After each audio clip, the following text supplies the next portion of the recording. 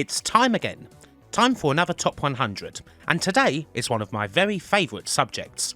The licensed game, something that has been a core part of this channel since the beginning. I love licensed games, and I love talking about them, seeing how all these different tie-ins actually go about taking a film or show or character or whatever and making a playable experience out of them. A lot of them may kind of fail, but certainly not all of them, and this list is for the 100 that I consider to be my favourites. Kim's best licensed games.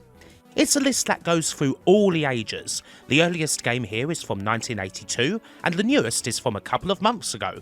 It's been a lot of fun putting all of this together, and hopefully you enjoy it. Now, a quick note, this list will not include sports, racing or wrestling games, mainly because there's so many of those that, well, I could make another top 100 list just for them, and perhaps I will. Perhaps there'll even be a bottom 100 of licensed games someday, if I feel like subjecting myself to that. Anyway, let's get on with it. The list begins with one of the various rock-solid NES platformers that you got from Capcom, Konami and the like. Darkwing Duck is a fine example of the form, one that almost seems like an unofficial Mega Man title in parts, at least when it comes to the enemies that you face. The duck has a shield that can come in handy at various points, and he'll also spend a lot of time handing off stuff and reaffirming just who he is.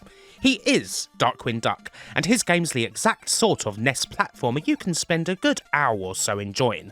A bit of a challenge in parts, catchy tunes and all that other good stuff.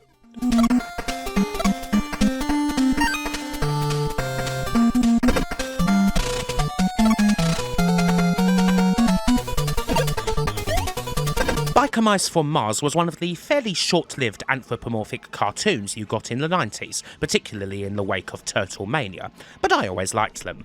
They were around long enough to get this isometric SNES racer from Konami. A simple game, but one that does become quite wild. The power-ups and missiles you get are enough for this race to become very hectic, the sort where it doesn't even matter where you are on the track, you could easily go from last to first in the space of a lap if you use those boosts properly. Of course, the opposite is true, especially when you get turned into a frog and then summarily splattered. Chaotic and highly entertaining.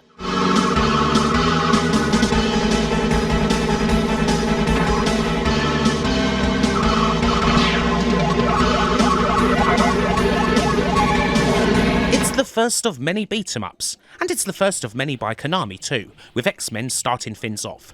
A very commanding presence in the arcades back in the day, especially if it was available in its huge widescreen 6-player form. Pick your favourite, whether it be Wolverine, Cyclops, Nightcrawler, or whoever's controls aren't too knackered, do the usual beating up of goons, get told to welcome to die, and all of that. Anyone of my arcade vintage absolutely loves this sort of thing, so you can expect to see this sort of game quite a lot on this list.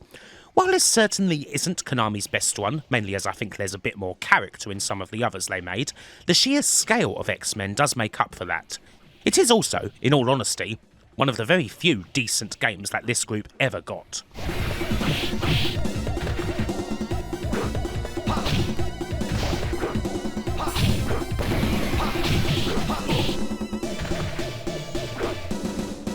A Master System game released in conjunction with an anime that also inspired the creation of Sega's Light Phaser, Zillion is a platformer that would probably get called the closest thing to Metroid on the system, although really it has a lot more in common with the old computer game Impossible Mission. You go to various rooms, search for the codes, and fiddle around a lot with computers that you usually need to open doors, but can also be used to turn off tripwires and mess about with robots. This sort of sci-fi vibe was something that Sega did quite well in the Master System days, particularly with the likes of Phantasy Star and Quartet also kicking about. Zillion is another very good example of that aesthetic, even if it can be a little frustrating in parts when it comes to messing around with keycards and trying to remember all those damned symbols.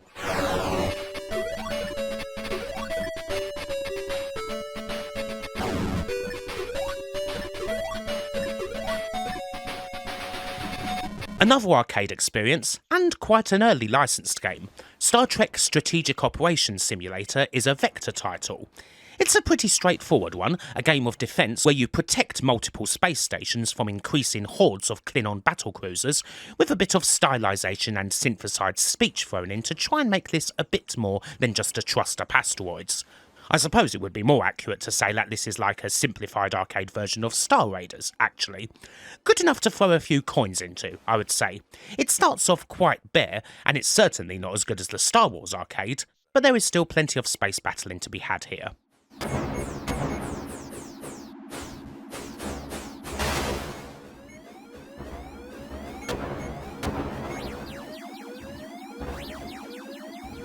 Something a bit more ambitious here, for the first of a good few Ocean licenses. The SNES Jurassic Park is certainly flawed, and it kind of represented the beginning of the end of Ocean's licensing exploits, but it does try for a certain immersiveness that for me puts it ahead of Sega's more straightforward platformers. Dr. Grant goes around the park, picks up eggs and ID cards, trying to solve the various flies in the ointment while not getting mullered by raptors, flattened by Gallimimus, or pecked to death by the good old Compsognathus and so on. The first-person bits, even if they do occur in a postage stamp, are the most interesting parts. Primitive, but still with something of an atmosphere and intriguing to see from a SNES game at a time when Dune wasn't quite yet a thing. It certainly doesn't all work, and there can be a lot of trial and error, or aimless walking about, but I've got a soft spot for this one as it was a nice little rental game. Better than just dying endlessly on the Mega Drive.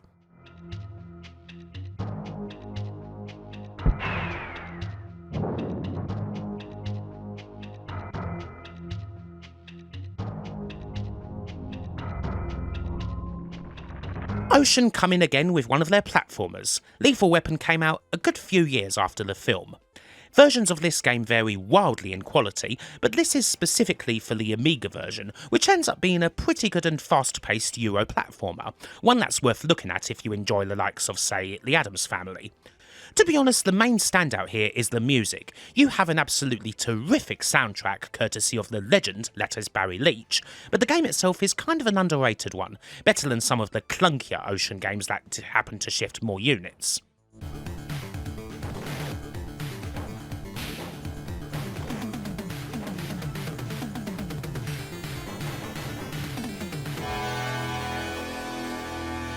The most commanding video game note in history kicks off Moonwalker, a game of an extended music video that made not a single lick of sense.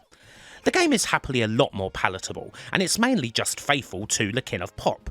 While you go around saving children from Joe Pesci and occasionally turning into Mecha Jackson, you can also moonwalk, grab your crotch, twirl around, slide downstairs, and make all the gangsters dance to an assortment of actually very well recreated Jacko tunes.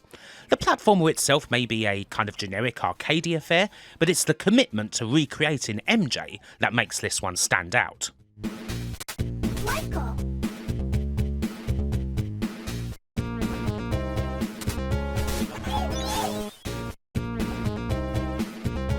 Another one from the 8-bit platformer pile, and it's Konami this time. While the arcade Bucky O'Hare is also a very good game, I decided to put the NES one up here. Again, this title is definitely one from the Mega Man formula, particularly as a big part of it is all about rescuing the other heroes who all happen to have different abilities and who you can switch between immediately once you get them, and you obviously get to choose your own path through that as well. Bucky was a pretty late NES title, it kind of got ignored back when it came out, and as a result, because it's such a high quality game, the music, graphics and play all done to an absolute turn, it's the sort that commands utterly wild prices today. So yes, it's definitely one you should fire up on your emu of choice if you've not heard of it.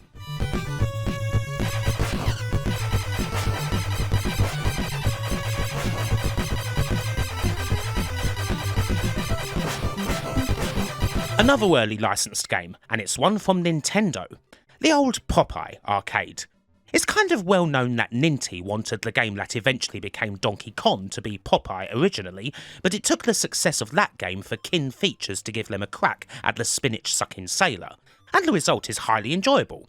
The levels see you grab whatever olive oil sends down to you, whether it be hearts or musical notes or the letters from HELP, while avoiding the tag team of Bluto and the Sea Hag. Spinach helps, as do other cool features like sticking a bucket on Bluto's head or jumping with the help of Wimpy and Sweet Pea. It's all quite faithful to the old cartoon. And seeing as other Popeye titles include one where he wrestles with xenomorphs, it kind of goes without saying that this is the Sailor Man's best VG outing.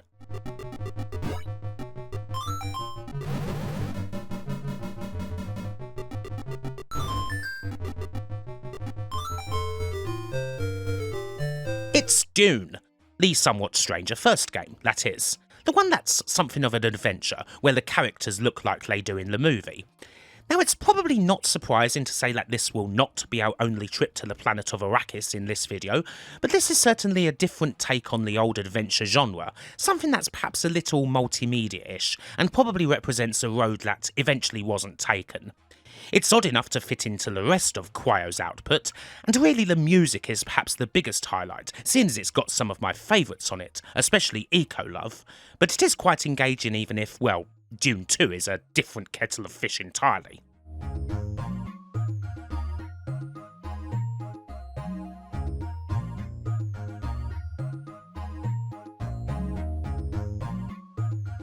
Here's the first from a newer crop of licensed games. As mentioned in the intro, we've seen some pretty bloody good ones over the last few years.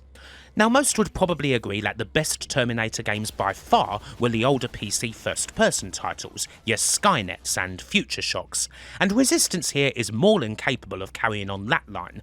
It's a fine emulation of the war against the machines, where you're scraping in the dust and looking for any possible advantage against such a relentless enemy. Hell, with the general state of the franchise, I'm sure a lot of people would say that Resistance is the best Terminator-related product from the last God knows when, including any of the films. We've got shinier modern games coming up, but this is a fine FPS indeed. Oh, this reminds me of a good old Duck Swamp.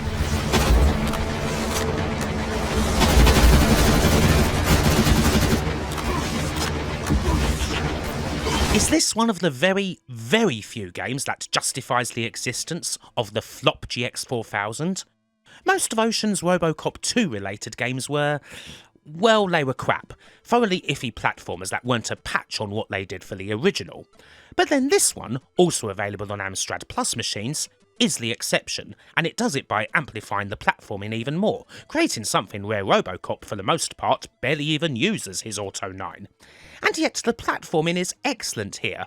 It's a brutal, double-hard bastard of a game, but one that keeps you going with jumping conundrums and even some engaging minigames. Funnily enough, it's not going to be Robocop 2's only appearance in the list.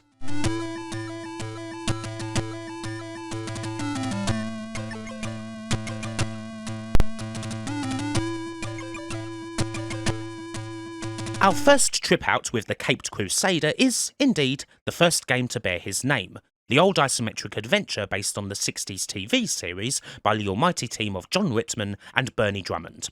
The Batcave's several orders of knackered, and we've got to get all of Batman's equipment together and get his vehicles in order. Old this may be, but it's still quite fun. Strange creatures, plenty of challenging puzzles, and all that music coming from Bat's footsteps. It's the sort of thing that the duo would be even more successful with when they did Head Over Heels a couple of years later, although if I'm honest, I've always played this game a lot more.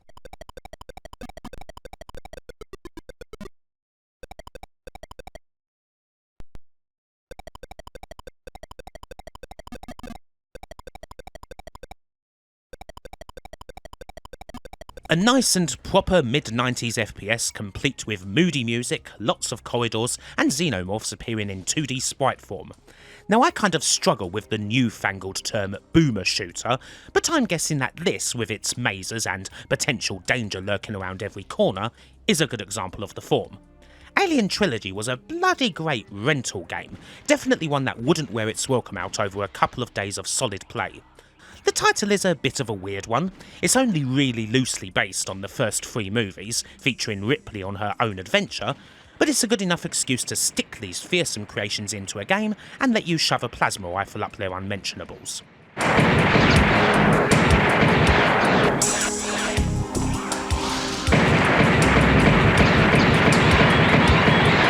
Sticking with FPSs, we have by far the best game to come out representing Judge Dredd. The fact that Dredd has so few decent games should be punishable by at least 10 years in the cubes, but Rebellion's Dredd vs Death is rock solid. It's not exactly a top tier shooter even for the time it was released in, but it nails the character. I mean, this is a game where you can just screw around and arrest everyone you see for a start, nailing random bystanders for crimes such as loitering or possessing a goldfish without a licence. Obviously Rebellion liked Monty Python. You are unquestionably the law, and Rebellion, who let's not forget now own 2000 AD as a whole, certainly gave enough of a shit to represent the character and Megacity 1 to its fullest, which is more than can be said for any other Dread-related game. Come quietly, citizen. I'll come quietly. Whatever. 30 days. 3 months, perp. Capcom's SNES Aladdin isn't quite as spectacular as the Mega Drive equivalent, but I've always had a lot of time for this game, probably because it really nails the acrobatics you might expect of a keen and spry street rat. It's the sort of game that encourages you to take a risky ride through the levels, running and jumping everywhere, vaulting off enemies and various other things. You may take a few hits in the process, but it's a bloody good laugh when everything goes right. This sort of recklessness is something that I quite appreciate in a platformer, so I tend to give this game a fair bit more time than some others do.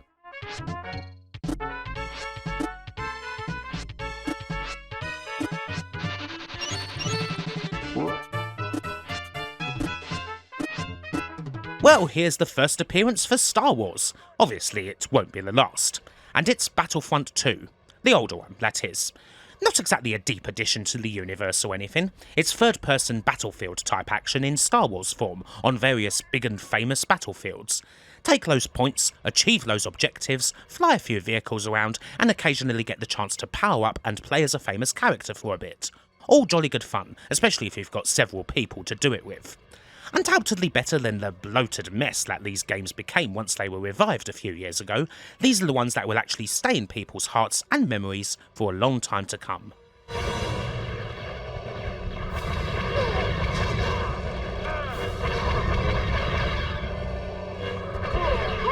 watch it! Good old Mackie D's is here.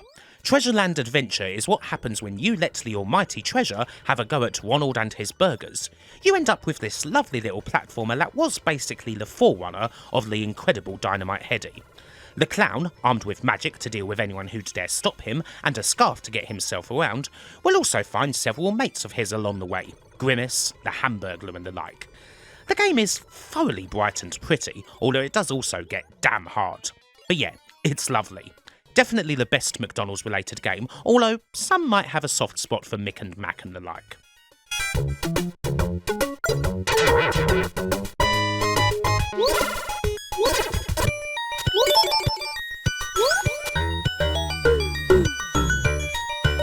Indiana Jones and the Temple of Doom. I really enjoyed this particular arcade back in the day. It's one of the earlier ones from the newly christened Atari games, and it does their usual trick of giving you a couple of different stages to play with, although most players will usually be able to get at least one Sankara stone. Whip the children's cages while avoiding the Fuggies, go on a minecart, and then evade Mola Ram at the temple. A nice little condensation of the movie, really, one that even comes with a little bit of speech and so on. While Harrison Ford saying, "I'm not leaving without the stone," isn't exactly high quality, it's still good to have it, and the adaptation of John Williams' score to the game is superb. I think this is a lovely little arcade. Nostalgic, but still entertaining.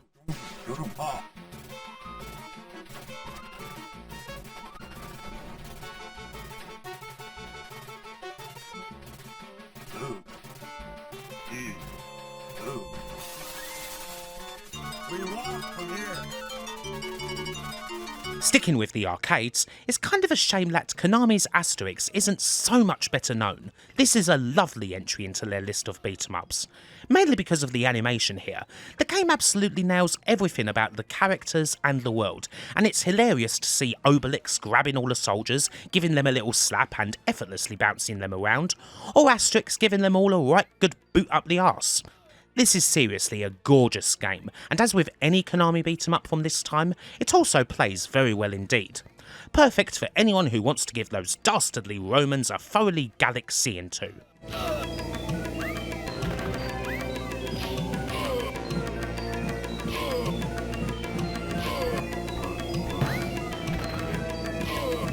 Up next, it's the Warriors. Rockstar got their cult 70s goodness on with this game based on one Gan's long night through the slums of New York, taking on everyone from Lizzies to baseball furies, electric eliminators to orphans and so on. This is the sort of game that really spun to life in the PS2 generation. You just Well, you probably wouldn't get a studio like Rockstar putting so much frickin' effort into making a beat-em-up style game like this, based on a cult 1970s film, making the setting as accurate and as grimy as possible, and getting back as many of the original actors as they possibly could. And it's that dedication that makes The Warriors one of the better non-GTA titles by them, certainly over others like Manhunt or whatever.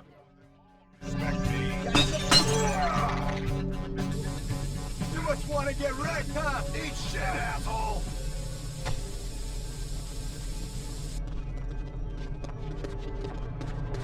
Predator 2 is a pretty simple game. It's a relatively short blast of run-and-gun action that largely takes place in LA's streets, where you've got to mainly deal with exceptionally well-armed criminal gangs and rescue hostages before the Predator, who is always watching, turns them into a heap of viscera with his shoulder cannon. Eventually you'll fight the Predator more and more before confronting him and all his mates on the last level inside the Predator ship. It's a generic enough title, but one that's executed quite well. It's the sort of game where you'll spend about 30 minutes on it, and that won't be regrettable in the slightest.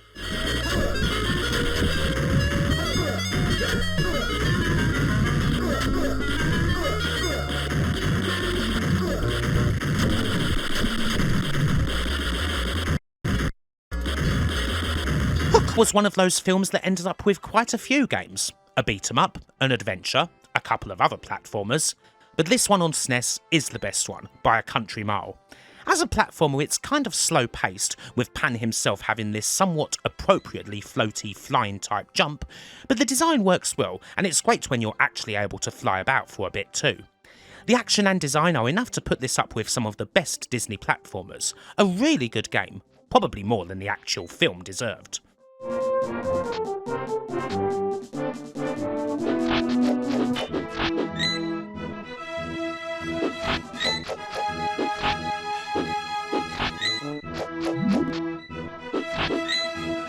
Next up, it's Hero Quest. Gremlin produces a very faithful conversion of the popular board game, which itself is something of a simplified Dungeons & Dragons type affair. You do get all of the maps from the original campaign, you can gradually improve your heroes as you go along, and yes, you will be able to use your broadsword and your fire with wrath to take down the various challenges that Morecast sends your way. Hero Quest is something a lot of people have fond memories of, whether it be from the cheesy adverts or actually playing it, and this is a fine take on the game for those who don't want to search around for every little bit that was originally in their box.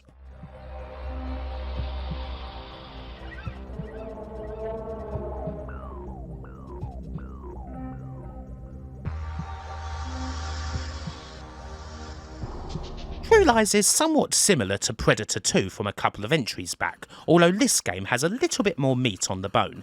It is mostly another run and gun, although Harry Tasker has a few more movement options, such as the ability to roll around everywhere, and the presentation is a lot more detailed and stronger here. It is a bit of a front-loaded game, with the first few levels being absolutely awesome and full of life, while things actually get a bit barer in the second half, but the film's kinda similar. Arnie had a lot of really awful games on consoles during this time, and True Lies is pretty easily the best of them. I mean, you could shoot guns in this one for a start.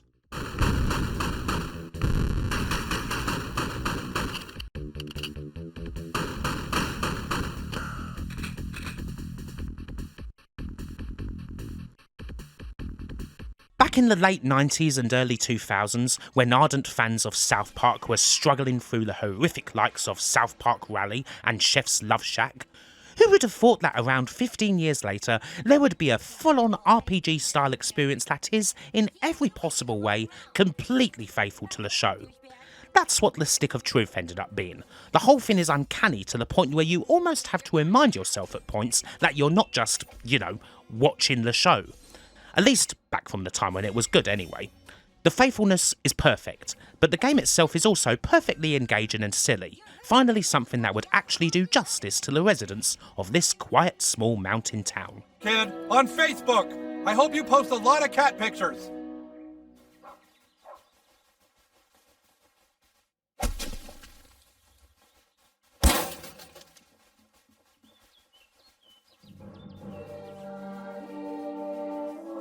This here the marketplace. I discovered a couple of really interesting and good games a couple of months back when I did the Batman Returns video, and this PC point and click is one of them. It's a different sort of point and click, one that's not so much about solving the usual logic puzzles and the like, but is more about collecting evidence, using all the tools at your disposal, and generally feeling like you're the Batman. Everything you need to expose the Penguin is here, and you just need to use it all in the right way and at the right time. There were a few real duffer point and click games based on movies back in the late 80s and early 90s, but this? Well, it absolutely wasn't one of those.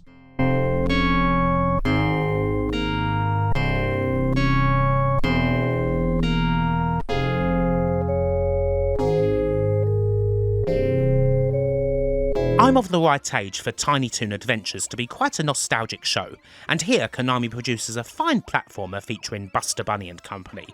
It's another quite fast-paced one, almost Sonic-esque in parts, but different enough to not just be a rip-off, and kind of like the Aladdin game that we saw earlier, it's a very enjoyable game to just try and rip through in reckless abandon, even if that means you take a couple of hits along the way. I think this one's somewhat underrated in the world of 16-bit platformers. It doesn't ever seem to get talked about much, but it's a lovely little platformer that, again, doesn't outstay its welcome.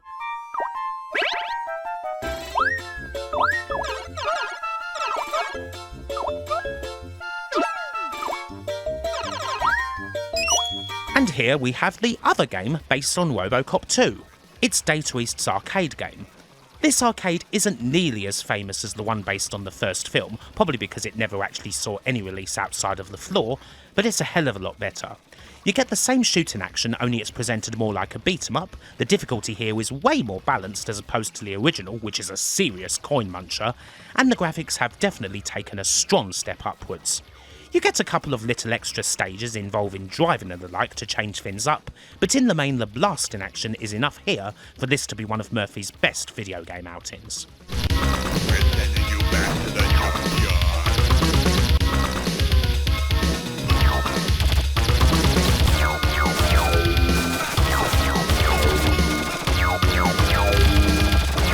That was kind of stuck for a while on console download-only services until a recent re-release on PC, Scott Pilgrim vs. the World definitely deserves some respect.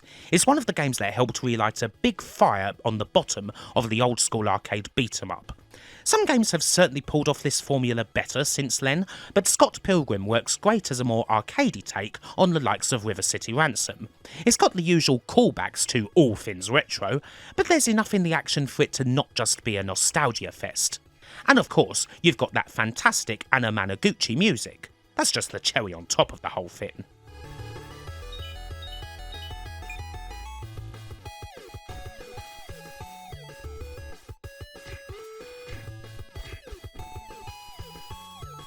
The nice number of 69 is home to, well, a game that doesn't get mentioned at all, but it's actually something of a gem.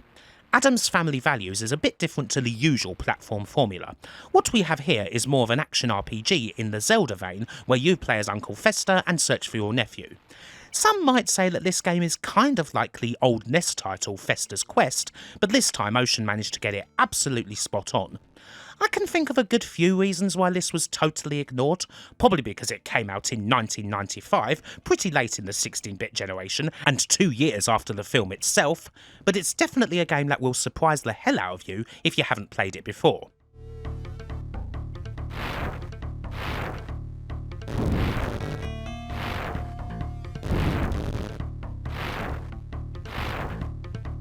Scarface, The World Is Yours, a sort of alternate take on things that tries to see what would have happened if Tony Montana had actually survived the assault on his mansion. Naturally, he's going to try and rebuild his empire. Obviously, that's going to involve making lots of deals and getting into lots of shootouts in this game that is very much in the GTA style. But The World Is Yours is definitely one of the better non-GTA sandboxes around from this period. It may perhaps go a bit overkill when it comes to shoving in as many recognisable voices as possible, but it's mechanically sound. It also includes a dedicated swearing button, which is obviously a huge plus point. While you can use this just to up your balls meter, for yes, that is part of the game, it is more fun to just use it on every single person you meet, or even if you're not actually meeting anyone at all. Fuck it. Oye, mamá, look at the culo. Eat shit. Here we have a Telltale game. Gee, what happened to them? Back when The Walking Dead originally came out in 2012, they were in the ascendancy, the undisputed leading lights of an adventure game renaissance. As of now, it's 5 years since gradually diminishing returns and stagnation led to the original Telltale going out of business. Playing The Walking Dead today, there is a certain clunkiness to it that perhaps wasn't quite so apparent back then, but the quality of the writing is still very much apparent, and it still deserves respect as something of a pretty important and hugely successful title back in its prime. This did set something of a formula for adventure games that a lot of people paid attention to, even if it was one that Telltale themselves ended up overusing.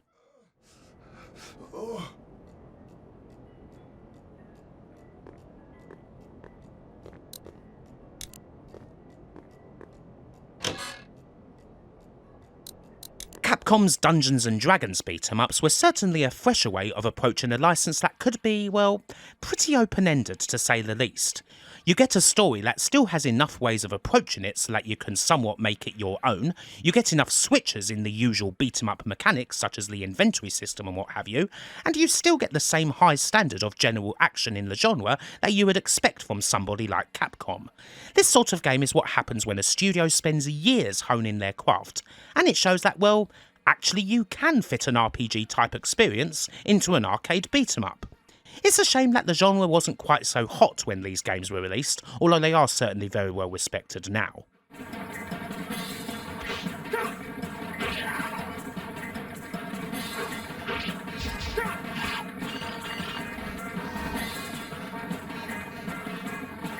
The Mega Drive Batman, often regarded as one of the first really hot third-party games on the system, is one of several takes on the juggernaut Tim Burton film released by Sunsoft, all of which are quite different.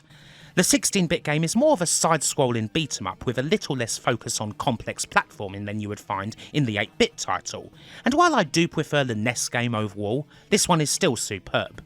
As befits Sunsoft, you get a fine look about the whole thing and music that's out of the top drawer. But even if they did start to become a bit more inconsistent during the 16-bit years, this is definitely one of their games that hit the spot, with all sorts of bat punching and kicking on your way to get the best of the Joker, once and for all.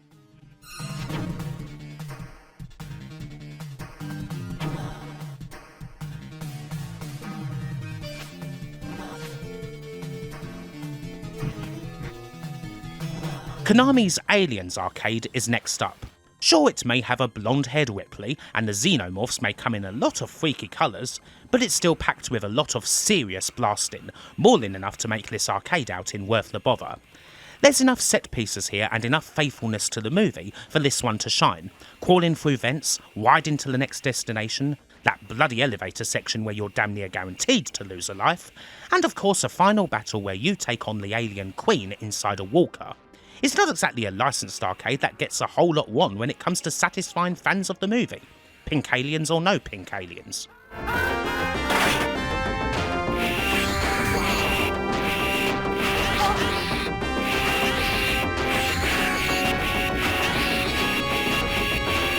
Ocean obviously features a good few times in the list. They released so many of these games after all, and even if some of them missed the mark, well, the hits more than justify a place in.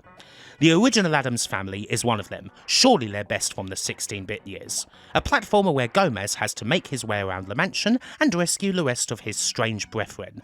Even if it's a platformer made by a European studio, the Addams Family doesn't really fit into the usual Euro platformer cliches. It feels more like it could have been made by anyone, to be honest, and Ocean's graphics and sound are typically solid. A fair few of the people who worked in the company, including the licensed game Svengali himself, Mr. Gary Bracey, have said that Addams Family is the best tying game that Ocean ever worked on. It's not my personal favourite, but it is certainly a more than justifiable choice.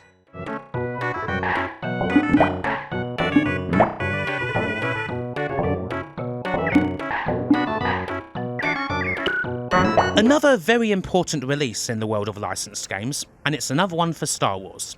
Here's Knights of the Old Republic. I think the sequel tends to get a lot more critical love these days, but I admittedly haven't played that one. This game here, though, was surely one of the most immersive, complex and flat-out huge titles to be released for a licensed property to date, and it's sold and reviewed accordingly. While I have to admit that the BioWare style of RPG isn't totally my cup of tea, I have to respect a game like this that is big enough for you to make your own way through this whole huge part of the Star Wars universe, whether you're a paragon or a renegade.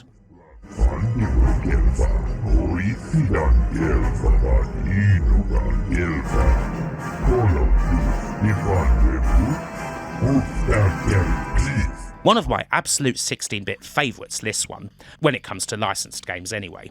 I used to rent out this one all the time, mainly because I was a huge Beavis and Butthead fan, but this Mega Drive title really managed to nail the idiotic duo to a T.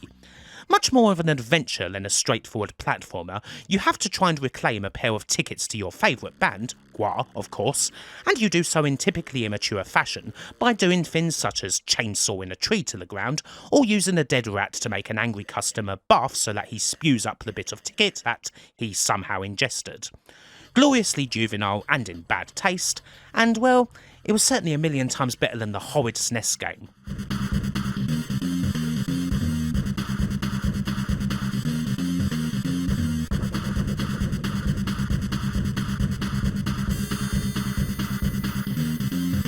James Bond is here. This is Nightfire, a wholly original adventure starring Britain's favourite super spy, and one that fared pretty well on the PS2. Much better than it did on PC at any rate. While this may not exactly be GoldenEye, it's still got most of the things you would want out of a Bond game, improving a lot on the generation's first crack at it, Agent Under Fire. You've got the guns, of course, but you've also got the gadgets and the driving, and most anything else that Electronic Arts could have chucked at it. While it's something of a jack of all trades and master of none, it's entertaining enough in all of its parts to be a jolly good time, more so than a lot of other Bond games.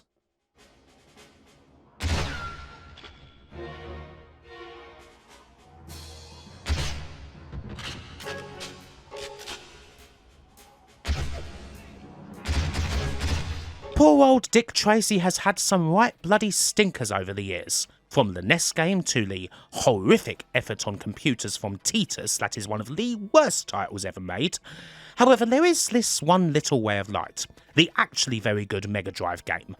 This side-scrolling shooter allows you to shoot anyone in front of you with your pistol, while also blasting gangsters, and many windows, with your machine gun from across the street. There's stages where you'll hitch a ride on a car, the odd one where you're out of ammo for obviously annoying reasons, the odd shooting gallery, and some very entertaining boss fights. It kind of goes without saying that this is easily the best game starring old Dick, and one that's definitely worth playing.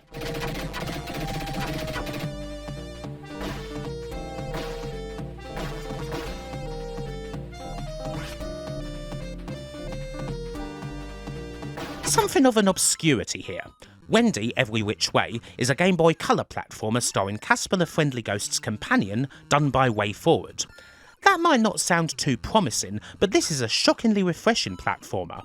It's one of the few games to use the old flip mechanic, allowing you to go from floor to ceiling and designing the levels based around all of that. The use of this mechanic certainly makes the game stand out a lot more than it ordinarily would, and it's the sort of thing you would love to see in more games. Here in Wendy it might be in service of a licensed title that ideally should have been a bit longer, but it is an entertaining and highly refreshing experience for the time that it's around for.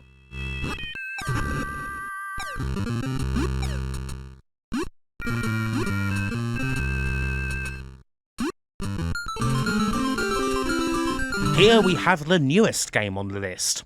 Warhammer 40k Boltgun, released just a couple of months ago, takes the classic tabletop universe and gives it a big dose of old school shooter, one that's full of big arenas to take out hordes of irredeemable heretics in, kind of in a similar vein to the 2016 Dune game. It's not quite as good as something like that, perhaps needing just a little bit more meat on the bone, but it's as viscerally fun as it is just plain visceral in general, with all the signature weapons, blood and guts, and the option to taunt every single contemptible abomination that you see before you turn them into red mist. A highly evocative piece of entertainment.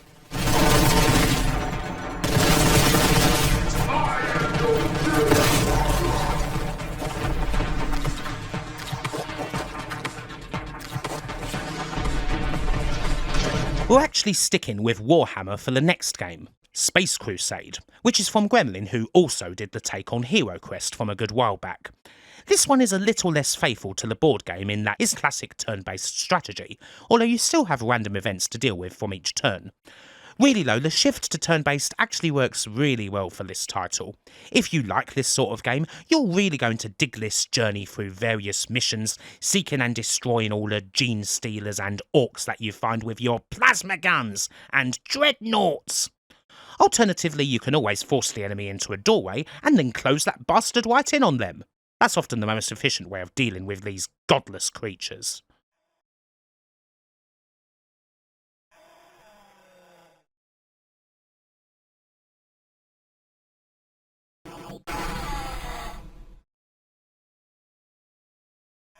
A classic bit of point-and-click action is next, good old Indiana Jones and the Fate of Atlantis.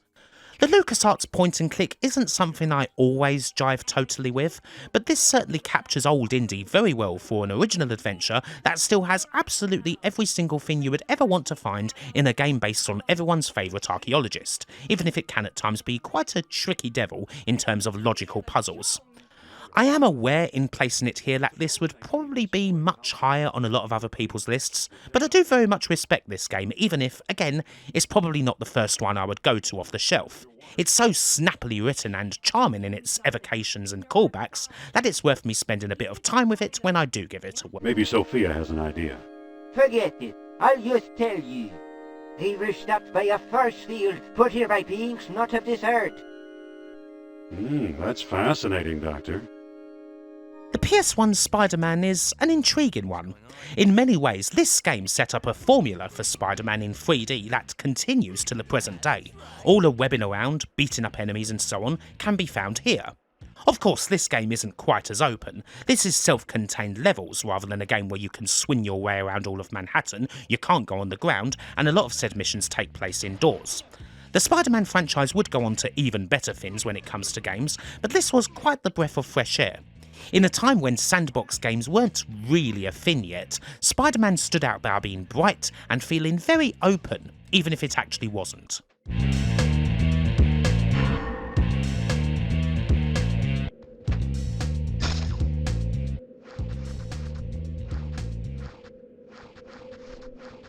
Robocop comes back again, and this time he's up against the Terminator. Robocop vs Terminator is a game of its time in many ways, hard and metallic and very edgy. Lots of gore too. This is a title where seemingly every enemy absolutely collapses into a pool of blood and guts, even if you've only shot them with the Auto 9. The variety of weapons on offer makes this a very decent entry into the run and gun genre, at least on Mega Drive. Robocop may be a big lad and he moves accordingly, but this does feel quite close to the likes of Contra 3 on SNES, which is a pretty bloody decent level of praise. Much better than the equivalent game on the SNES, this title also manages to throw in a whole load of other things besides Skynet's hordes. There's OCP, the Ed 209, Kane. Geez, a pretty big chunk of Robocop's enemies all seem to be working together, in fact. Life's hard in old Detroit. Probably deserves a bit more in the way of roses, this one.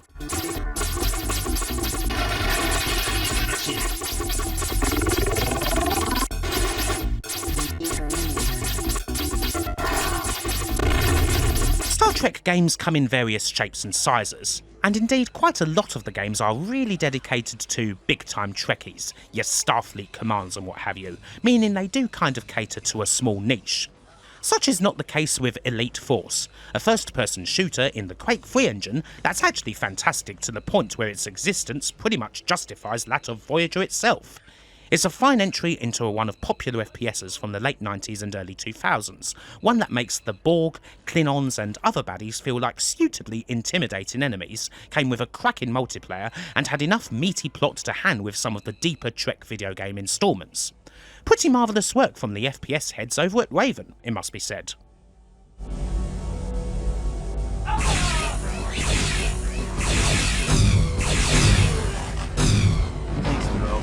I'll get Odell back to the ship.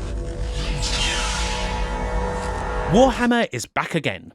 This time it's the computer game version of Space Hulk. This is something of an amplification of what we just saw in Space Crusade. Now we can view the action through the eyes of our squad of Terminators as they explore these giant vessels in search of artifacts and gene stealers. The emphasis here is much more on planning movements out carefully, assigning orders to your squad and preparing yourself for whatever may come. The gene stealers are quite the challenge. If you're ready for them, then you can usually take them down easily. But if they get the drop on you, well, chances are you are screwed. This game also has some serious atmosphere about it. It feels so very intimidating, every step leaving you on edge, every blip representing the possibility of extermination, every pull of the trigger made in hope that your weapon doesn't jam. It is a classic of the tabletop genre, and here it makes for a truly excellent strategy game.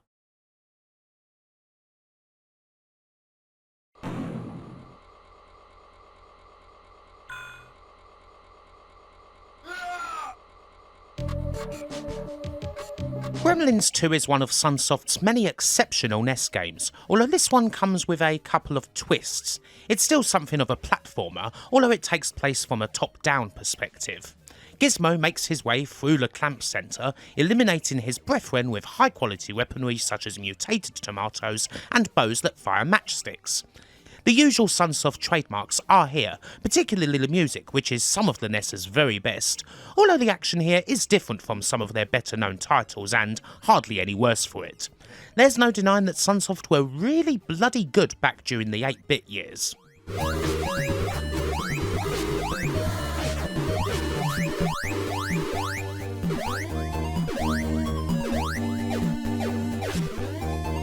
We're still in 8-bit mode for the awesome Master System game based on Batman Returns, a title that is sadly not very well known, which is a shame.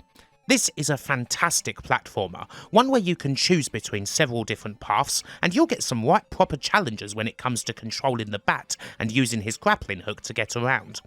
Again, I was hardly aware of this game at all until I did the recent video covering all the various games based on this movie, and while there is indeed one more famous Batman Returns game on the way, geez, it was a pretty close call. This is a must-play title for anyone who likes classic platforming.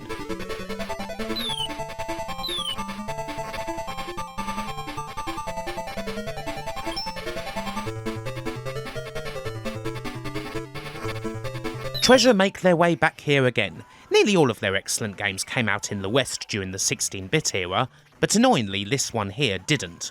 A shame, because Yu Yu Hakusho Makyo Toitsusen is one of the most refreshing and flat-out best fighting games you'll find on the platform. A dual-plane beat-em-up in a style that's a little similar to Fatal Fury. It's absolutely full with the usual treasure panache and is very easy to pick up and have a damn good time with. It's not like Treasure made a whole lot of fighting games, putting it mildly, although there is perhaps a comparison or two to be made with this and the later Guardian Heroes.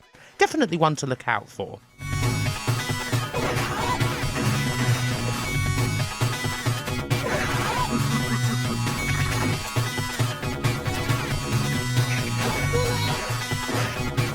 Back in the 16-bit days, Mickey Mouse was a platforming hero on par with damn near anybody.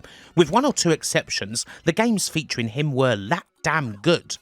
Mickey Mania, one from the bods at Traveller's Tales, isn't just a mechanically sound title, it's a beautifully made tribute to the Mouse's history, with several settings from his most famous cartoons, from Steamboat Willie all the way to The Prince and the Pauper.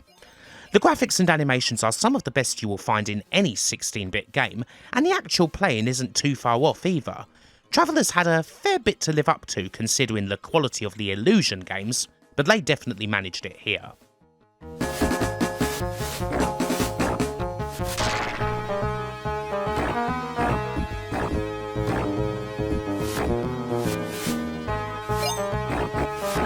Batman's here again, and so are Sunsoft. This being undoubtedly their most famous game, starring the Dark Knight and all. Batman obviously features a lot of thugs and goons to beat up or chuck a Batwan at, although being that this is the NES, there's a lot more platform in here than you would find in the Mega Drive game that we covered way back. Bats will spend half his time jumping from wall to wall in feats of platform dare-and-do that end up getting seriously tough by game's end. The difficulty is very much of the classic style you would expect from a game of this vintage. The music is obviously amazing, the setting's suitably gloomy. It is rightly one of the most famous Batman games of the lot, and it couldn't not be in this top 100.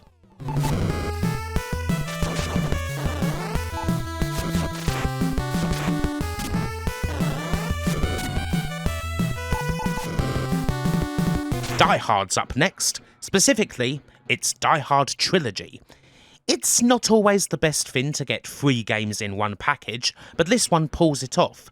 The rail shooter game is perhaps only so-so, although still not bad at all, but then you've got a perfectly nice third-person shooter based on the original movie, and by far the best of the lot, the frantic driving around New York defusing bombs that represents Die Hard with a vengeance. Some of the sillier touches of the game are appreciated too, whether it's the bonus screens featuring all sorts of explosions and what have you, or any of the corny lines that John McClane delivers. Whether it's Nakatomi, Dollars International, or NYC that you end up going for, Die Hard Trilogy is a guaranteed good time.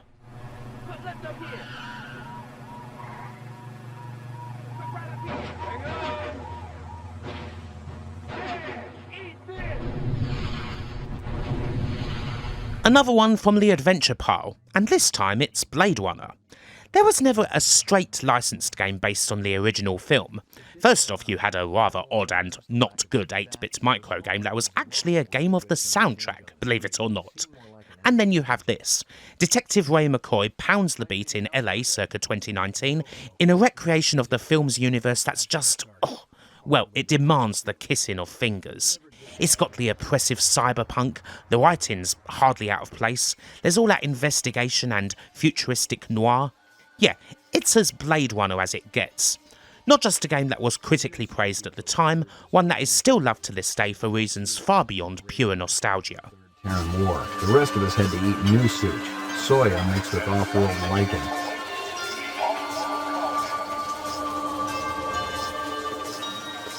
McCoy, LPD. I want to ask you a couple of questions. Sorry, my man. I just don't got the time. Speaking of nostalgia, well, this is undeniably a big one for me. Batman the Movie, the Ocean-made ZX Spectrum game based on the Burton film. You've got the classic Ocean formula here, of course. A couple of platform stages along with one in the Batmobile, one in the Batwing, and a little bit of puzzling. Essentially the formula they struck gold with on Robocop. There are other very good versions of this game, to be sure, but my favourite is still this specky one, which is, of course, the one that I grew up with. Is it necessarily top level in any of the things it does? Possibly not, but it does all of them well enough and in a package that, for this computer, is quite snazzy, even if it is largely monochrome. I often have to play this game for capturing reasons, as it goes, and whenever I do, I'll always end up sticking with it until I actually run out of lives. It's wonderful.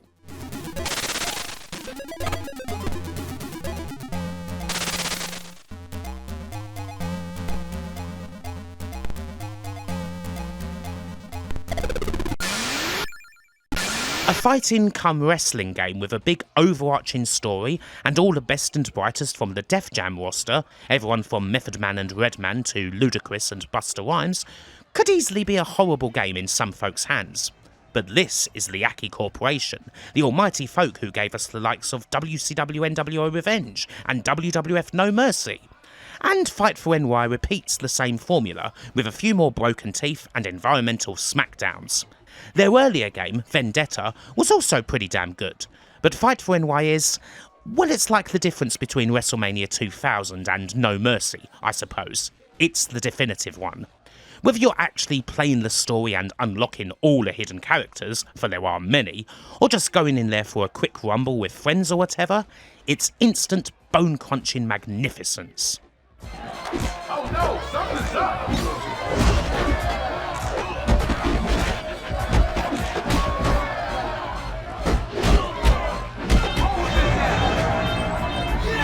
We have some more Konami arcade goodness here. The almighty Teenage Mutant Ninja Turtles, the game that basically started it all for Konami when it came to making big beat-em-ups based on big licensed properties, seeing as it came out right when Turtle Mania really started rolling. This is another very memorable title for me, one that I would often play back in the arcades, and it still holds up nicely, with the 4-player action and a lot of Foot Clan soldiers to take out. This game may be kinda simple compared to other beat-em-ups, and there is indeed another Turtles game that's taken the mantle of both this and Turtles in Time, which is awesome enough to basically belong in the same entry here, but that accessibility was more of a strength than a weakness, and for a couple of years there was basically nothing else on the floor that could match TMNT for sheer popularity. What an achievement.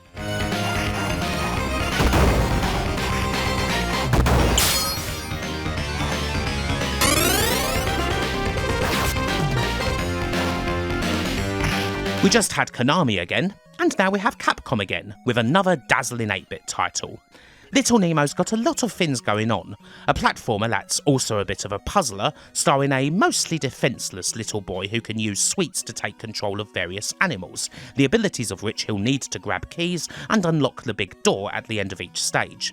The difficulty here is legendary. Make no mistake, this is a game that's as ball-bustingly tough as it is ridiculously cute.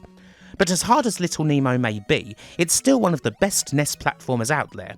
There's so much creativity in all of these little worlds, and it's very satisfying when you actually reach the last part of the game and our hero can start to fight back a bit more. Lovely.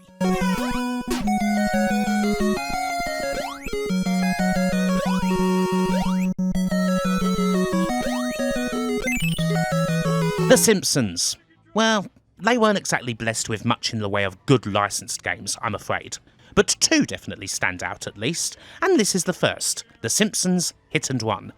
In many ways a light take on a GTA sandbox, but with a thoroughly Springfield twist about it, a lot of the joy does come from the absurdity of such a game and how it actually manages to capture the whole universe quite well, better than so many of the other terrible efforts that we'd seen over the years. But it's no slouch when it comes to playing. Drive-In proved to be a better avenue for The Simpsons following the not too bad Crazy Taxi rip-off that was Road Rage, but this goes up several levels. It's great to learn the layout here and find all the shortcuts and secrets. In a world of Bart's Nightmares and Escape from Camp Deadly's, thankfully this game's got quite a lot to shout about. I blame society. You're not a very good driver. My convertible! I just waxed an undercoater. That's what you Another one from the ZX Spectrum vaults, starring one of Britain's great comic heroes, the almighty Dan Dare, a classic British war pilot in a sci-fi universe. The original pilot of the future sees Dan infiltrate an asteroid hurtling towards Earth, destroying the Mekon's base by going through each sector and locating bombs that need to be taken to the reactor. It's a simple case of flat-out screen-by-screen action, with limited ammo and a lot of mean trees who can easily throw you in the cells if they touch you, and it is executed wonderfully. The graphics and design are excellent for this computer, being quite colourful without there being any of that clash at all, and the deceptively short time limit to get the job done makes this game a challenge that I've played for, over 30 years now. One of my specky favourites.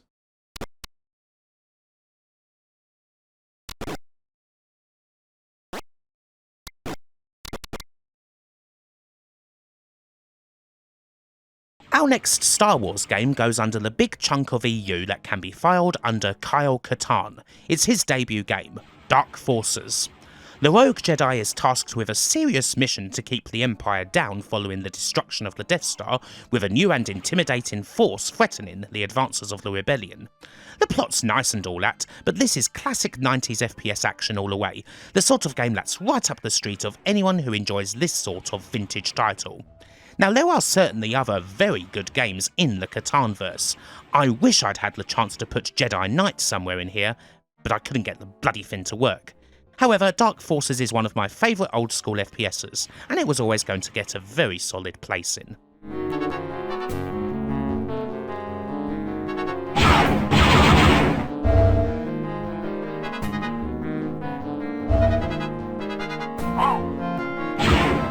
Some games are, well, a bit misunderstood.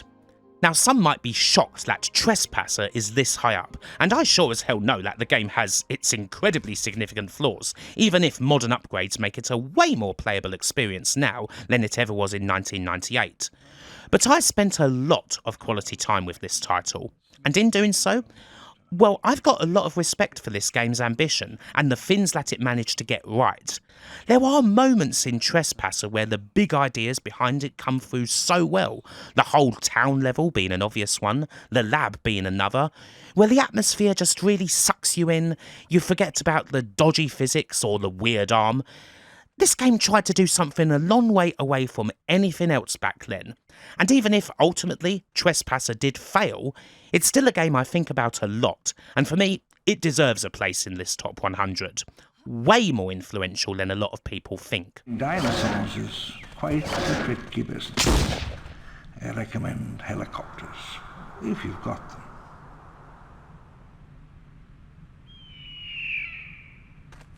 Another great Konami beat-em-up, although this time it's on console. It's Batman Returns.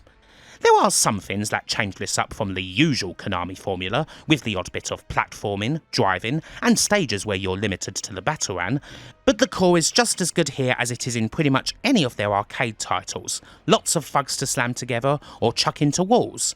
The movie's dark and gloomy atmosphere is also captured very well. It's got that muted look to it, something that the SNES does very well indeed, despite having so many colours to play with. It's the signature Batman Returns game, of course, the one that most people undoubtedly know the best, and it's still one of the best 16-bit console sidewalk smashers of them all.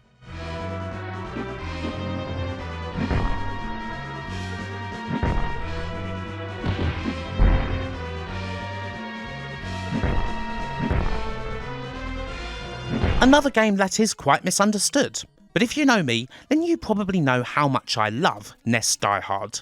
There's not exactly a lot of other games like this one on the system, a somewhat strategic top-down shooter where it helps to get the drop on the crooks, you can't automatically see what's around every corner, and where damn near every element from the movie is included somewhat. The difference here is that Die Hard doesn't exactly lead you on from event to event. It's much more up to you to do all the various movie-related things, whether it's taking care of John McClane's busted feet, or making a grand entrance from the roof at the end of the game. It can be a bit technically sloppy at points, but I love what this game's trying to do, and always have. It's so underrated. Hard to think that it came from the same folks who published the likes of Rambo and Predator on the NES.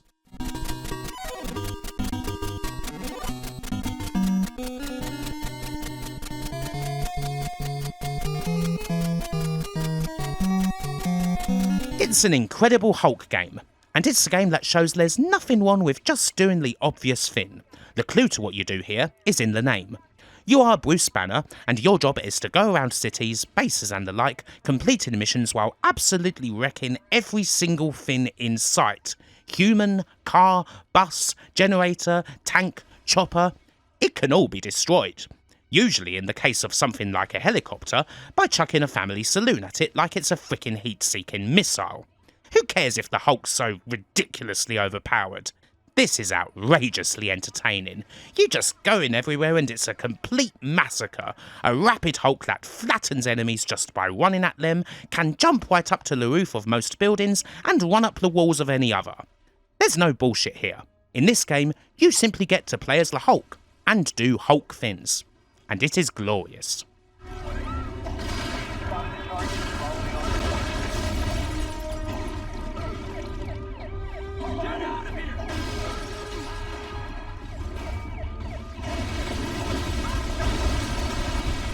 Star Trek 25th Anniversary, as well as its sequel Judgment Rights, claim the next spot. By some distance, the best Star Trek game.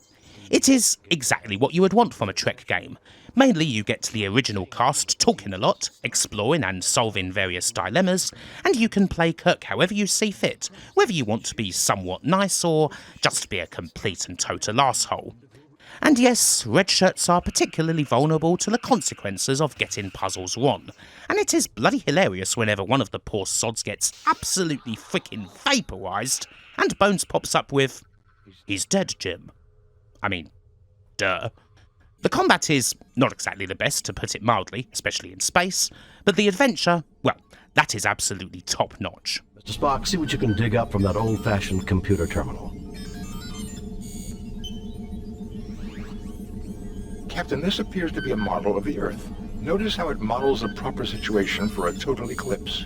There is a good argument for Kung Fu Master, counting here due to its Japanese release as Spartan X, being one of the most important licensed games of them all. This is, after all, the beginning of the whole side-scrolling beat-em-up genre, a game that even had a bit of a narrative when most games had virtually none. Even if it is just go through the Devil's Temple and rescue Sylvia, this was 1984.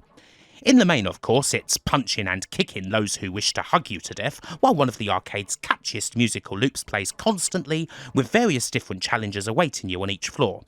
As creator Takashi Nishiyama always said, it's got big shoot-em-up style waves of enemies coming at you, only you're using fists and feet as opposed to lasers and missiles. A seminal title, and still an unquestionable arcade classic.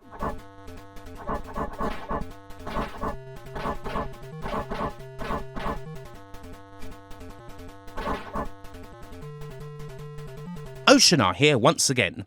Robocop actually isn't their highest ranked game, but it is probably their most important. Famously secured by Gary Bracey for an absolute pittance when it was still a script, Robocop is Ocean in their classic form.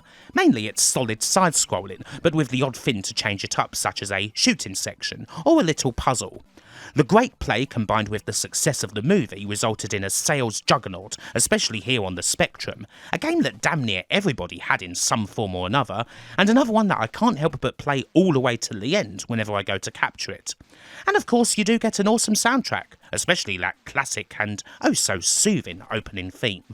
The very similar Game Boy title is also a damn good one too, but this is the one that I've played for nearly all my life.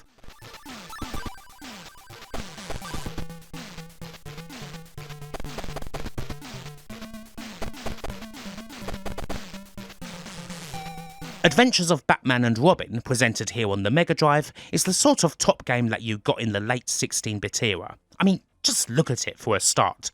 Our animated crime fighters have a lot to deal with from the rogues gallery in various stages that can admittedly be quite long, but are generally still really engaging and look absolutely smashing.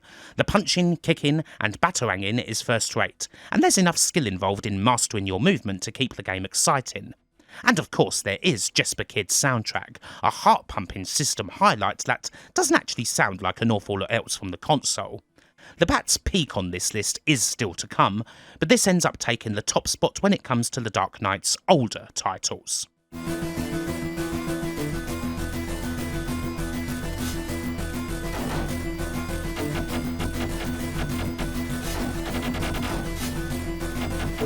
Now this is kind of a funny one.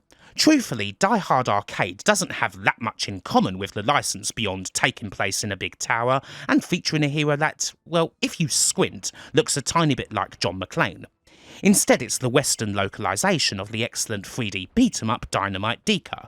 I always find that the classic beat-em-up formula struggled a little bit in 3 dimensions, certainly at first, but Deka nailed it.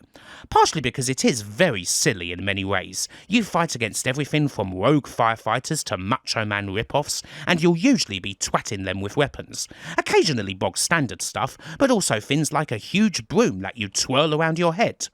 It is rather humorous then, as well as being super entertaining. A definite mid-90s arcade favourite with an even better sequel that, alas, is not licensed in any way.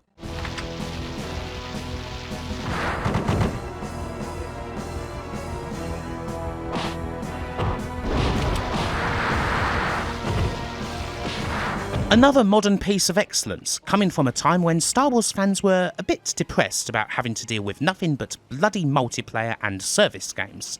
Suddenly, here's Fallen Order to kick ass and remind everyone who's boss. This is an action-adventure that's a little in the Dark Souls type formula, in that you have a lot of focus on evading and parrying, although this is perhaps a little simplified compared to what you would find in a From game, which I don't exactly mind because I am usually terrible at these sorts of games. Fallen Order felt like the top-drawer single-player experience that Star Wars fans had been waiting a good while for. And thing is, well, I don't even really consider myself that much of a Star Wars fan. But at their best, well, the games are really freaking good. I mean, that's what happens when you've got a good idea and enough of a budget to play around with to actually make it so. And even if you're not big on Star Wars, you should probably give this a go.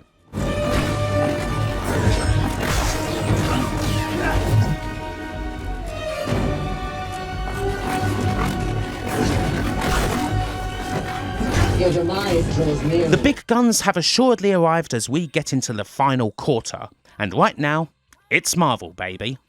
Now, I never got too much into the licensed side of Capcom's classic fighting games, as opposed to the regular likes of Street Fighter, but I can make a big exception for the original MVC. Just a tremendous fighting game indeed. I mean, I'm sure all the others are too, but this is the one I've played the most. Just the freaking awesome roster for a start. More than just the usual folks from SF and the like, I love that this also sticks the likes of Mega Man, Strider Hero and Captain Commando into a fighting game, and there's some deep cuts from the comic side of things too. Looks great, obviously, and it's so gloriously fast and chaotic, enough to differentiate it somewhat from Capcom's other classic fighters. I'm not exactly skilled at this game, but well, it's welcoming for everyone, whether it's the dimmer sorts like myself, or the folks who wow the crowds with their top-level play.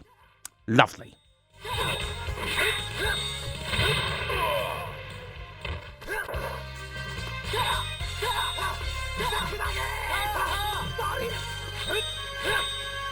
There's one more Konami arcade, and again it's one of the big nostalgic favourites. The Simpsons was my favourite show circa 1992 when I started going to arcades, and to go there and see that there was a frickin' Simpsons arcade game? Well, it's like a moth to a light bulb, isn't it? I just love this so much. It's such a great representation of the Simpsons universe, even if it is taken out of the very early years of the series, which seems, God, so long ago now. The absolutely proven Konami formula works just as well here as it does most anywhere else, and the stages really do all have their different vibe, from Krusty Land to Moe's Tavern and beyond. Sure, some machines may have kind of forced you to play as Marge or Lisa, just because the controls for Bart and Homer had been wrecked by overuse, although Marge is probably the best character to play as anyway, seeing as she swings a frickin' Hoover around all over the shop. What a great game! My absolute favourite of the classic Konami arcades, without a shadow of a doubt.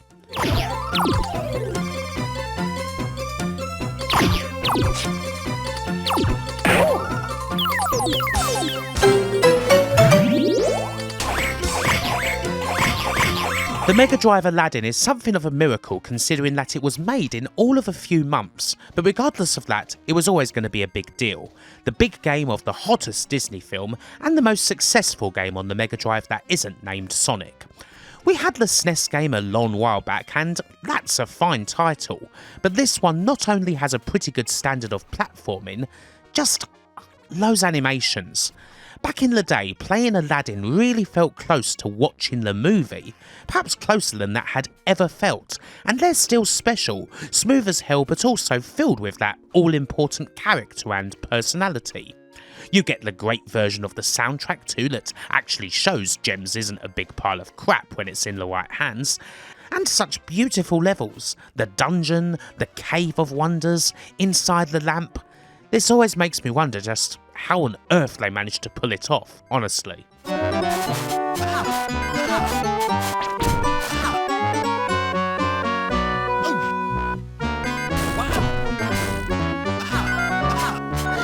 We're back to the Spectrum, back to Ocean, and it's Cobra.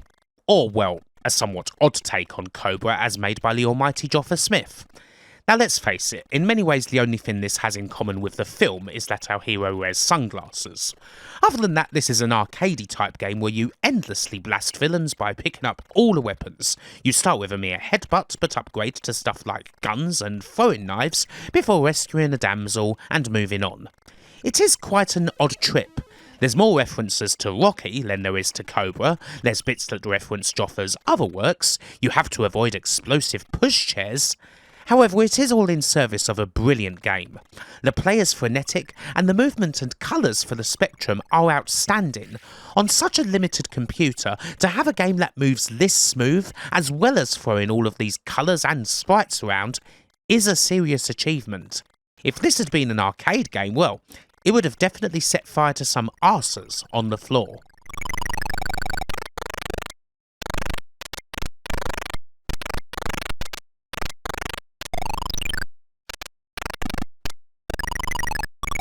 We're still with Ocean for this one here, a tie-in game for Quavers Crisps, starring their mascot Colin Curley, which just so happens to be one of my favourite puzzle games of them all. One step beyond is the very definition of jump-in puzzle. Colin must clear all the tiles before landing on the Quavers tile, and a lot of them have different functions. Made by the same folks who did Pushover, another Quavers tie that is probably more famous due to its console ports, but this is the better game. It quickly gets very creative and head-scratchy, and it is supplemented by some outstanding tunage. It doesn't feature some of the other bullshit that plagues puzzle games from the 16-bit era, which is handy. It allows you to take things at a relaxed pace and play around with ideas until you find the solution, which is much better than being bogged down by more arcadey sensibilities such as lives and timing that doesn't really fit. Absolutely love this game. It's one of those that, even if it is such a straightforward concept, should be talked about a lot more. That and Colin Curley was a top dog back then.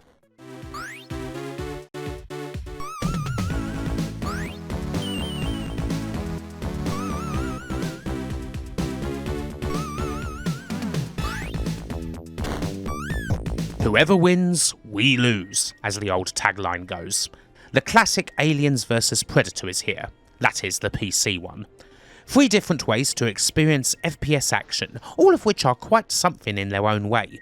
The ultra-fast speed but fragility of the Alien, the endless tools of the Predator, and yet the best way, still, is to play as the Colonial Marine. Some guns, the odd tool, and your survival instincts against 2 of the worst things you can come across in the galaxy.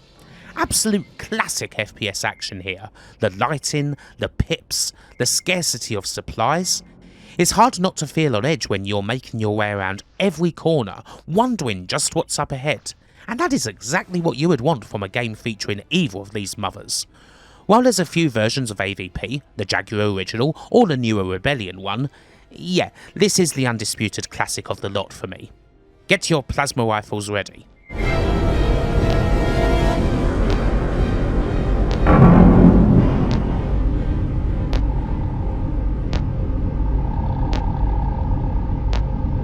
The top 20 kicks off with a classic shoot 'em up.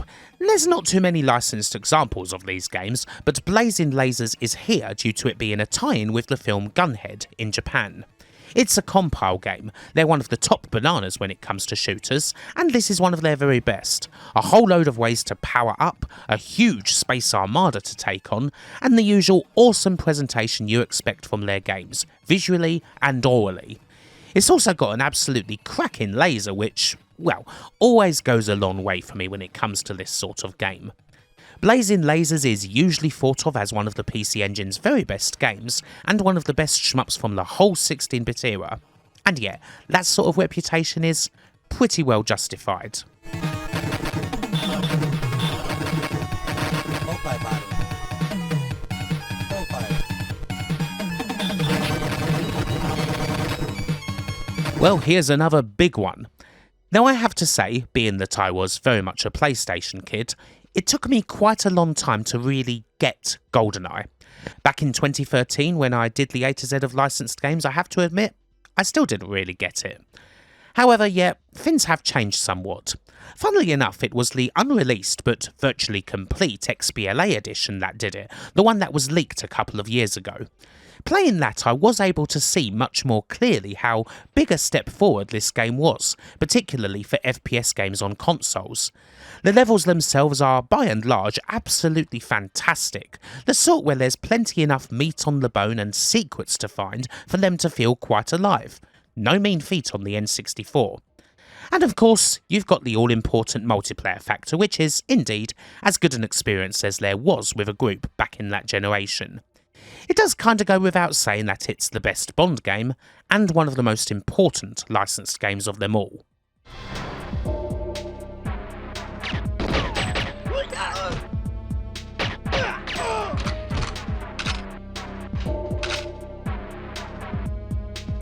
Speaking of important licensed games, yeah, this is one too. Treyarch's Spider-Man 2 is one that sets up a formula. You've got all the missions, of course, everything that you need to tie this game in with the movie, but the main appeal is just flat out being Spider-Man, which means that even the simple act of swinging around Manhattan and sorting out random crimes is a huge joy in and of itself, and that sort of approach can still be found in many great licensed games today, including, another Spidey game that we're yet to see. As amazing as that one is though, the excellent things that Spider-Man 2 did really helped to lay the groundwork. And as far as the PS2 goes, it's still a real looker. Whereas the PS1 Spider-Man was pretty cool, it was something else to be able to go all the way to the top of the highest skyscrapers and then dive all the way down to the ground, and for it to be totally seamless. A pretty bloody big step forward, this one. So much for you. Spider-Man just showed. We've had a lot of Ocean Software games, and this is the last one. No surprise perhaps that their top title here would be one of their most ambitious and one of the most unique games of its time. Frankie Goes to Hollywood, something that's less a straight tie-in for the band and more one for what they represented. That in itself makes this game stand out, particularly for 1985, and it's represented by an adventure that takes everything in, from a whodunit to a maze of corridors, a bunch of well-done minigames to finding all the items you need to be a full and real person. There are so many directions that this game could have been taken in, really, but this one was perhaps unexpected. And yet it works. It worked then when the top mags were so effusive in their praise that they gave it scores such as Zap's legendary 97%, and it still works now because not many other games were able to emulate how well it balanced its odd quirks with rock-solid fundamentals. An iconic title.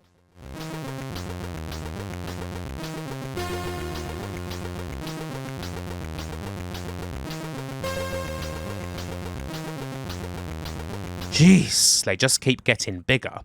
We had the first Dune game quite a long time ago now, but the list kind of needed the second one as well.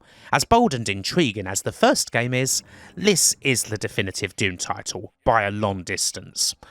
While Westwood's game wasn't the very first RTS or anything like that, it was in many ways the one that established the core formula for everyone else to follow, the acquisition and management of resources playing perfectly with the need to defend your base while also preparing an offensive.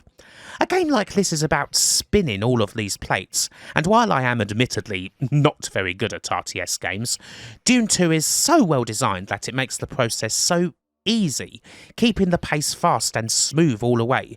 So when I do inevitably lose, I can happily blame it on my own foolishness, instead of the game just being inaccessible to idiots like me. And that makes me want to get better at it. As one of the first majorly successful RTS games, its importance can hardly be overstated. A quintessential game in the genre that influenced so much, particularly, of course, Westwood's later, even more successful exploits with Command & Conquer. Construction complete.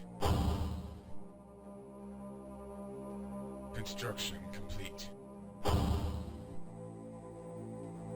Another gem from the big old Star Wars vault. And of course, we've got to have the classic Atari arcade here, one of the greats from the Golden Age.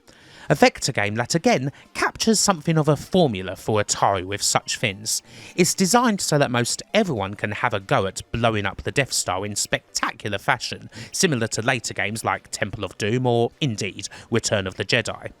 You'll duke it out with TIE fighters and take Red 5 through to the exhaust, as well as face other challenges like turrets on the surface of the Death Star and many walkways to dodge in the later loops. It's bloody great. Comes packed full with quotes from the movie too, ones that actually still hold up in terms of quality, even for a game released in 1983. This still remains one of the very best, and certainly one of the most legendary Star Wars experiences, whether it's in MAME or, of course, in that beautiful sit-down cabinet. R2 trying to increase the power! Let's go!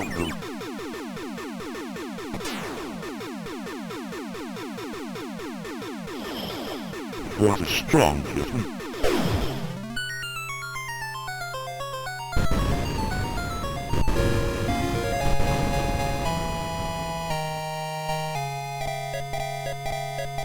Well, Alien 3 perhaps isn't as big as the last few titles, although it should be if you ask me.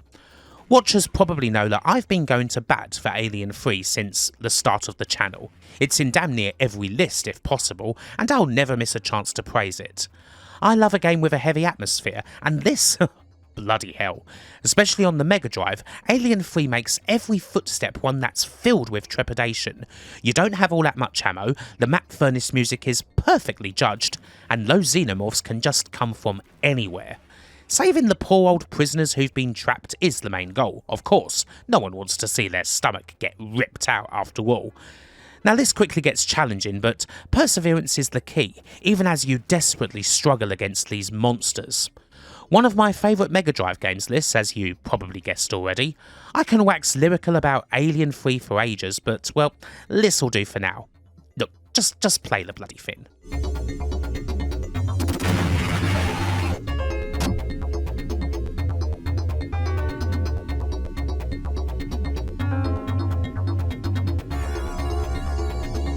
And we're still on the aliens. And old Preddy's back too.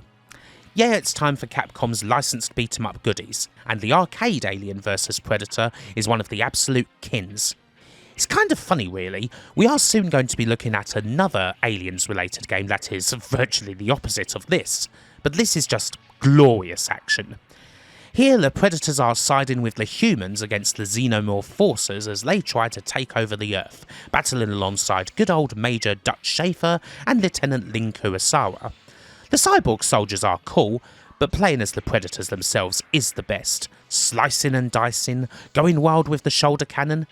You tear apart a lot of these enemies, although the sheer number of the Xenos makes them incredibly dangerous despite all of the Yautja's tools. The amount of chaos and intensity makes this one of Capcom's very best beat-em-ups, regardless of license, and my favourite of the various games that bring these two thoroughly irresistible forces together.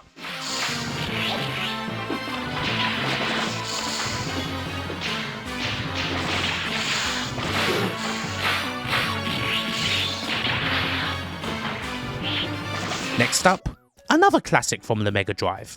It's Castle of Illusion. Another big one, certainly when it comes to this platform. It was quite an early game, and for many this was one of the first real examples of what could be done with a 16-bit platformer, the sort of thing that you just couldn't get on the NES and the like. Mind you, the 8-bit Master System version isn't exactly a slouch. But this game, with all its beauty and the joy of bouncing on enemies' bonzers with Mickey's magic arse, was a bit of a leap forward. It felt like something very special, and indeed, it was. Which kind of makes you wonder a little why Sega, in their infinite wisdom, decided to hand a game based on Fantasia over to bloody infograms instead of doing it themselves. But hey ho, Castle of Illusion still stands as one of Mickey's greatest adventures.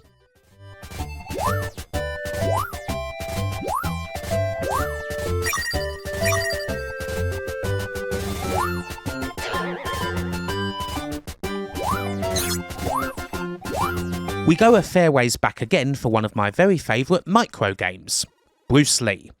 Not something that's based on any particular Bruce Lee flick, just something that's all about being the man himself, and for 1984 it does a blinding job of that. The running around, jumping, climbing, and either fighting or evading the wizard's various ninjas and rikishis just feels so right, and it feels a lot speedier than many other flick screen platformers of this vintage, with a lot of variation in the different screens and scenes. This game was just about equally fabulous on both the C64 and the Spectrum, to be honest. I would probably just give the edge to the Commodore, as it was the one that I played first, but it's one of the best games on either of these huge platforms, one that's still held up very well.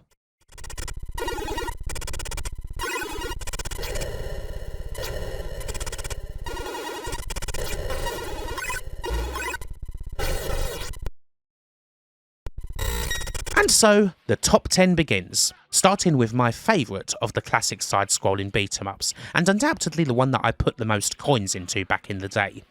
To this day, I've still never even seen the comic or show that Cadillacs and Dinosaurs was based on, but when I came across the game, yeah, it captured me. It caught me and a friend so much that we would go to the seafront specifically to play the machine, determined to actually finish it, which we did eventually, and well, that just didn't happen for many other cabs. This is the sort of game you would expect from guys who are undisputed masters of the craft, of course. By the time the likes of Liss and AVP came out, Capcom had been doing this for years, and it absolutely shows. All the weapons here, the big boom that happens just when you lose a life, as well as the occasional Dino helping you out on your way. There's just so much to love about this weird little alternate universe, and it's one of my favourite ever arcades. Full stop.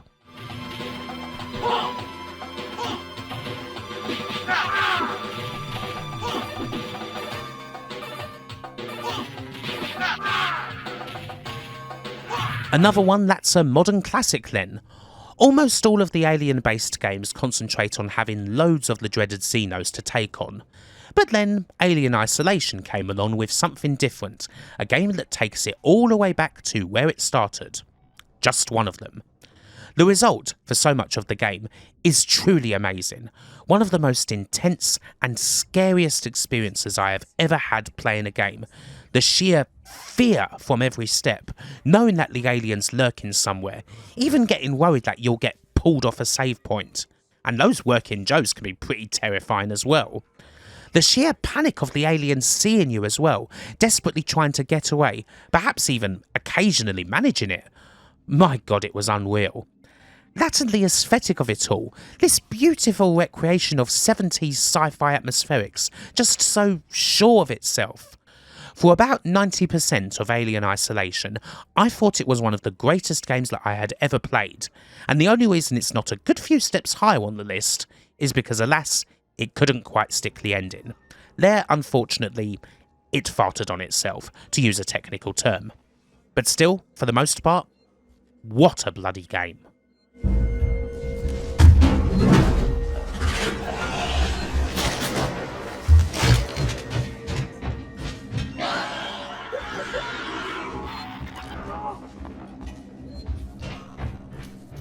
It wouldn't be a Kim Top 10 without another title that is perhaps flawed, but is dearly close to my heart. I have played through The Godfather many times on PS2. Probably too many. Yes, the fitting in of this completely original character, this Aldo Trapani, into the existing Godfather story can be a trifle awkward, the interiors can be very repetitive indeed, and it is certainly ballsy to make a game based on, well, such an iconic and classic movie. But I love this game's open world. There's so much joy here when it comes to being a total bastard of a man, extorting all the businesses you come across, carrying out hits, and generally being a menace who gets cursed on the streets for his deeds.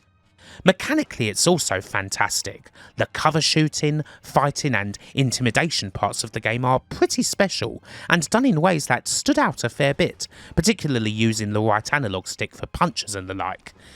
This is still one of my favourite games of the generation. It's so good that I'm playing through it again right now after capturing it for this very list here.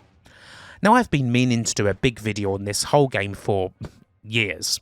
Perhaps I'll finally get around to it now.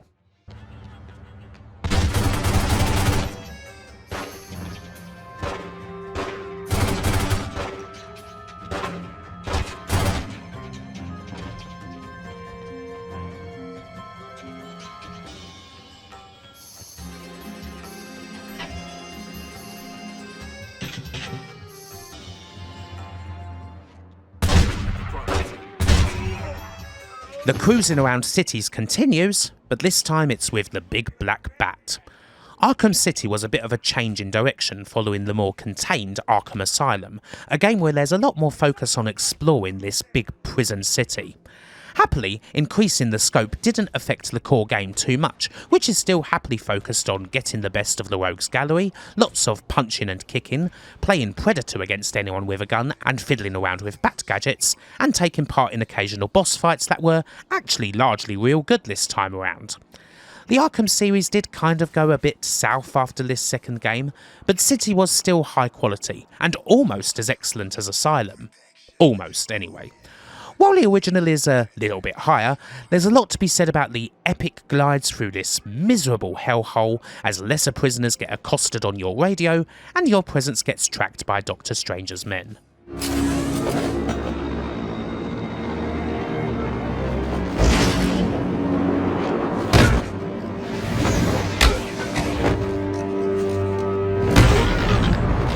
And now the city exploration type of licensed game reaches its peak. We've had PS1 Spider-Man, we've had Spider-Man 2. It's only right that we have Marvel's Spider-Man, the game where Spidey is the best.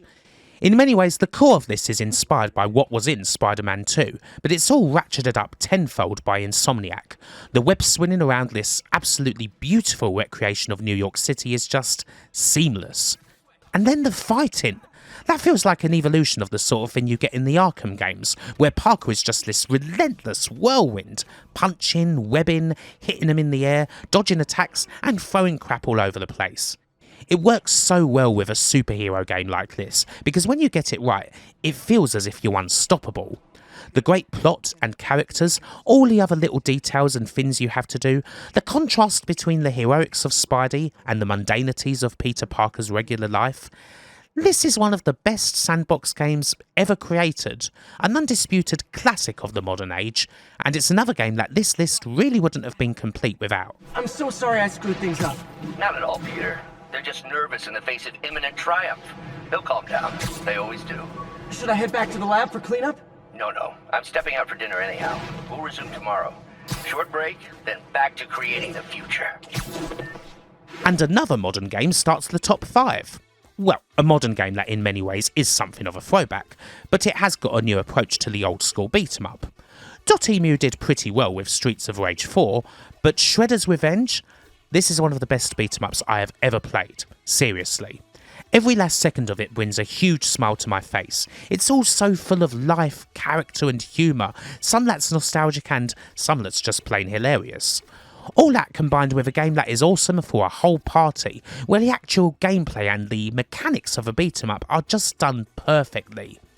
Good lord, this is something. There have been several damn good TMNT based beat-em-ups, some real classics, the sort of games that everybody knows. It's no mean feat to say that Shredder's Revenge actually ends up topping such titles, but it's hard to argue that it doesn't. They absolutely smashed this one out of the park.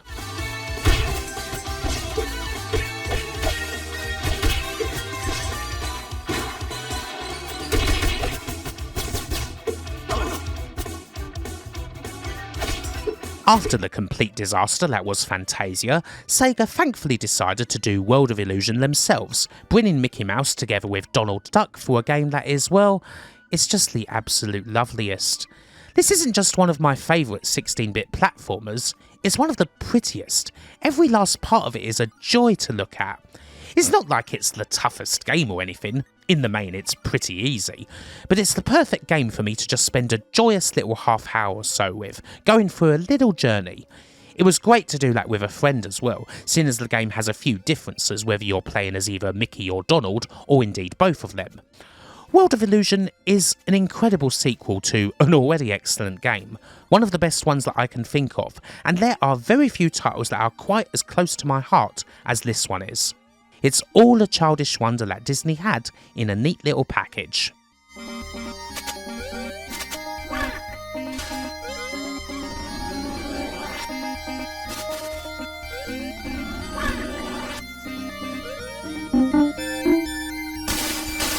And we're sticking with the Mega Drive for one of my absolute favourite RPGs ever, Shadowrun. This is another one I've played over and over again, ever since about 1997 or so, and there weren't exactly a lot of other games like this back then.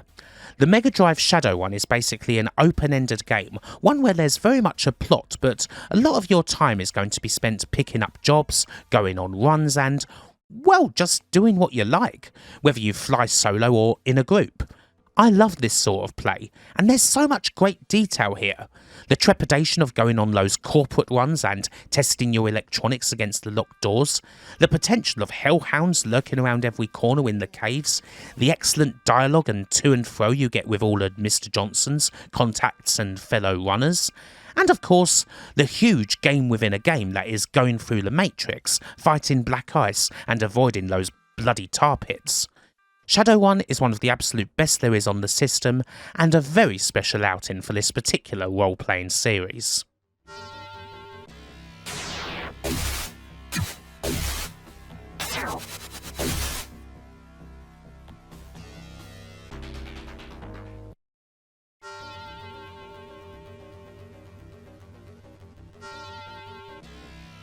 And here, taking the runner-up spot, of course, it's Batman Arkham Asylum. Arkham City is truly fantastic, and good enough to be in the top 10. But yes, Arkham Asylum, in all its Metroidvania-type glory, is still top of the tree when it comes to the Dark Knight. The more isolated setting was always the better fit, telling this story of a long night where an ever more ruffled caped crusader matches wits, once again, with the Joker. The story itself, complete with voices from animated series actors like Mark Hamill, Arlene Sorkin, and the sadly missed Kevin Conroy, is fantastic, as are all the other tidbits like finding the recordings, the old Arkham artifacts, and the Riddler's various conundrums. Sure, the boss fights generally aren't that great, but just the act of being Batman here, playing Predator on all those conveniently placed gargoyles, gliding through the spires, finding clues and, obviously, punching and kicking the hell out of goons are as satisfying as gaming gets. Not to mention the dark twists that tend to occur whenever the Scarecrow makes his presence known.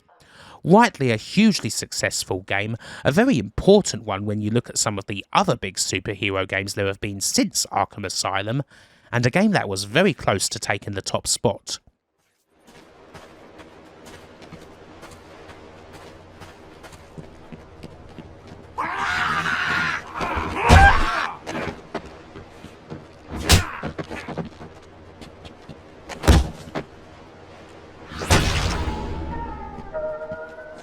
But, considering that good old Star Wars has so many freaking games out there, it's perhaps not too surprising that a Star Wars game would end up taking pole position.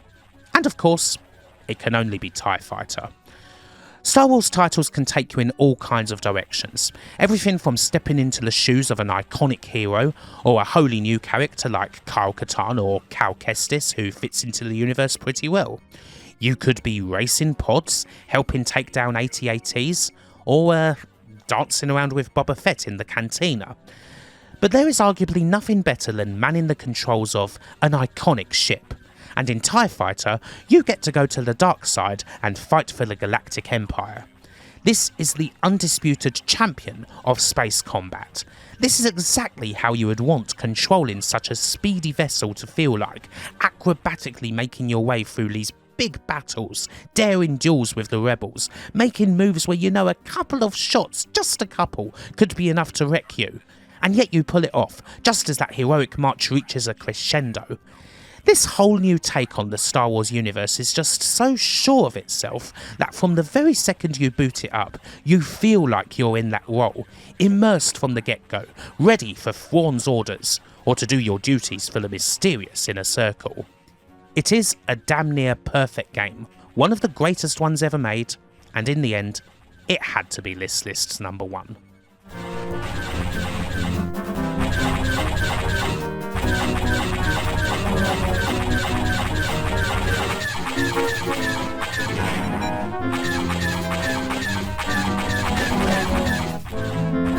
Hopefully then, you have enjoyed this look through 100 of the very best licensed games. There's a whole load of evidence here to show that tie-in games aren't always as bad as they may appear, and I reckon that when you look at a list like this and see so many awesome titles in one place, the greatness of a good licensed game should be a whole lot clearer. Here, you can see just how fun and engrossing they can be, so long as they're at their best. But, until the next time, bye for now.